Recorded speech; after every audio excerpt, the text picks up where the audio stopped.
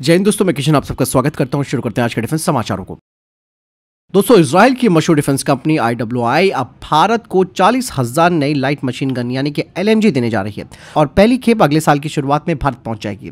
दोस्तों, कंपनी की तरफ से कहा गया है कि सभी टेस्ट, ट्रायल और सरकारी अनुमतियां पूरी हो चुकी हैं और कंपनी को दोस्तों भारत में प्रोडक्शन लाइसेंस भी मिल चुका है और डिलीवरी के लिए तैयारियां लास्ट फेज में पहुंच चुकी है। पूरा LMG कॉन्ट्रैक्ट 5 साल तक चलेगा, लेकिन IWI का कहना है कि जरूरत पड़ने पर सप्लाई इससे भी तेज की जा सकती है। इसी के साथ भारत की एक और बड़ी जरूरत जो कि 1,17,000 CQB कार्बाइन्स का सौदा है वो भी अब फाइनल होने वाला है। इसमें 60% हिस्सा भारत फोर्ज ले रही है, 40% हिस्सा IWI अपनी भारतीय कंपनी PLR सिस्टम के जरिए देगी। ये कॉन्ट्रैक्ट इस साल के अंत या अगले साल की शुरुआत तक साइन किया जा सकता है। IWI भारत में एक और हाईटेक प्रोजेक्ट पर काम कर रही है जो कि एयरबेल टेक्नोलॉजी है, जो कि एक कंप्यूटराइज्ड वेपन सिस्टम है जो एडवांस एल्गोरिदम की मदद से टारगेट लॉक होने पर फायर करता है ताकि शॉट 100% प्रिसाइज हो। इसे भी भारत में ही PLR सिस्टम के साथ को प्रोड्यूस किया जाएगा।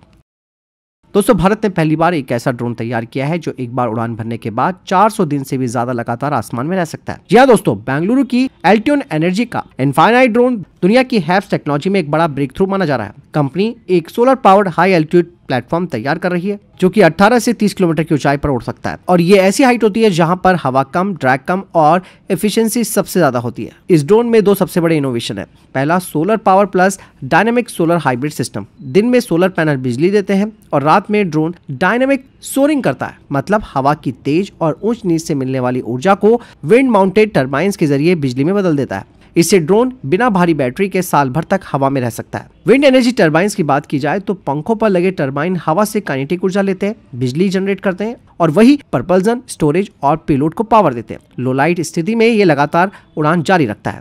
दोस्तों, यही नहीं, इस कंपनी का ये जो सूडो सैटेलाइट है वो चलता फिरता सैटेलाइट है जो 24/7 ISR और सर्विलांस कर सकता है, बॉर्डर सिक्योरिटी कर सकता है, मैरीटाइम पेट्रोल कर सकता है, एंटी पायरेसी में इसकी मदद ली जा सकती है, डिजास्टर मैनेजमेंट में भी मदद ली जा सकती है, अर्थ ऑब्जर्वेशन भी किया जा सकता है। सिर्फ 30 मिनट में रनवे से इसे लॉन्च किया जा सकता है।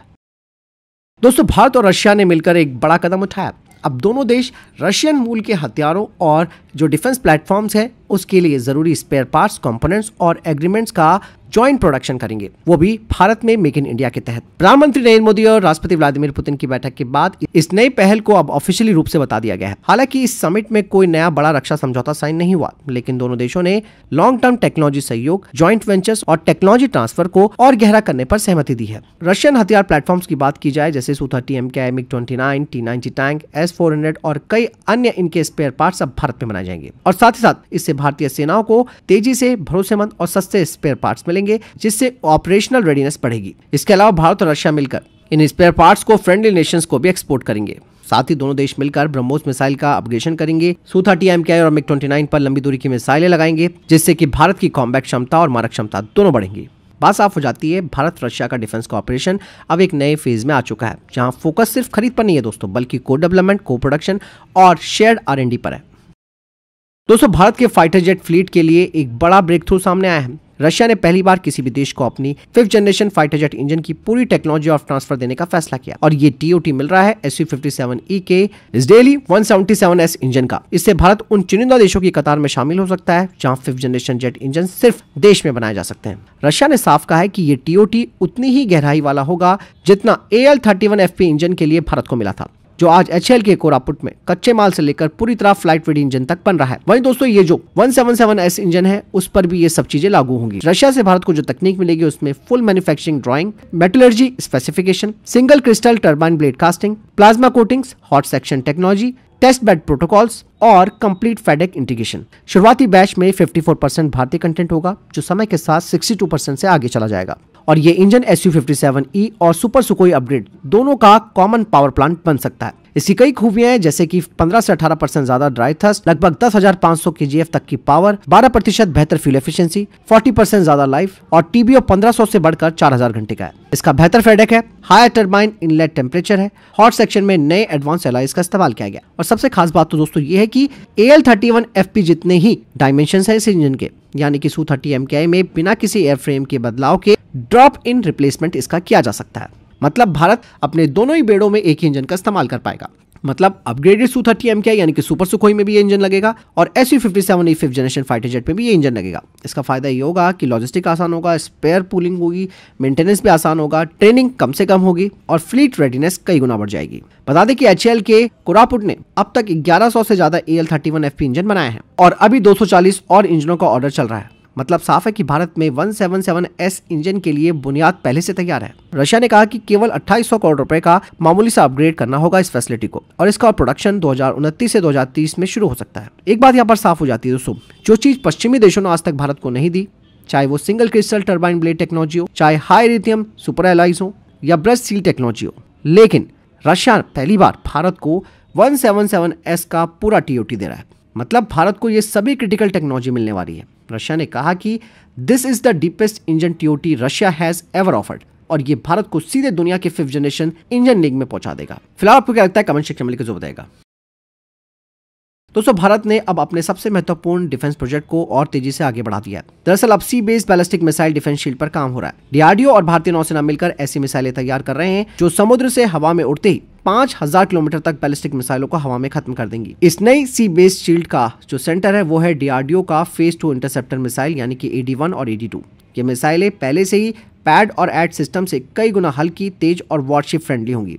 बता दें कि इन्हें खास तौर पर मॉडिफाइड वॉरशिप्स पर लगाया जाएगा, अरब सागर और बंगाल की खाड़ी में तैनात किया जाएगा, जो कि भारत के कोस्टल एसेट्स, नौसेना बेस और स्ट्रेटेजिक चोक पॉइंट्स को लंबी दूरी की मिसाइलों से बचाएगा। यहाँ पर दोस्तों AD-2 का अभी फैब्रिकेशन चल रहा है, लेकिन इसके वॉरशिप लॉन्च वेरिएंट को फिजिबल बताया गया है। इन इंटरसेप्टर्स के लिए इस्तेमाल होगा वर्टिकल हॉट लॉन्च सिस्टम, बिल्कुल थार्ड की तरह, और साथ ही कोई बड़े जहाज में बदलाव भी नहीं करने पड़ेंगे। बता दें कि इसके जरिए छोटे, तेज और कॉम्पैक्ट कैनिस्टर से ये मिसाइलें किसी भी समय रैपिड सैल्वो मोड में दागी जा सकती हैं। इसके जरिए दोस्तों भारत, चाइना और पाकिस्तान दोनों तरफ से आने वाले खतरों को पल भर में खत्म कर सकता है। दोस्तों भारत ने अपनी छोटी दूरी की एयर डिफेंस क्षमता को मजबूत करने के लिए very short range air defence system missile को तेजी से आगे बढ़ाना शुरू कर दिया है। ये एक हल्की, कंधे से चलने वाली मैन पैड मिसाइल है। DRDO ने दोस्तों इस मिसाइल के कई सख्त परीक्षण पूरे कर लिए हैं। आखिरी टेस्ट 2026 में पूरा हो जाएगा। इसके बाद सेना इसे प्रोडक्शन में भेज सकती है। सेना के अधिकारियों के अनुसार इसके रिजल्ट बेहद शानदार रहे, खासकर कि इसका नया अनकूल्ड IIR सीकर जो कि पुराने इग्ला S सिस्टम से बहुत ज्यादा बेहतर है। 2026 के मध्य तक सभी टेस्ट पूरे हो जाएंगे और उसके बाद आर्मी ट्रायल्स LSP यानी कि शुरुआती प्रोडक्शन शुरू हो जाएगा।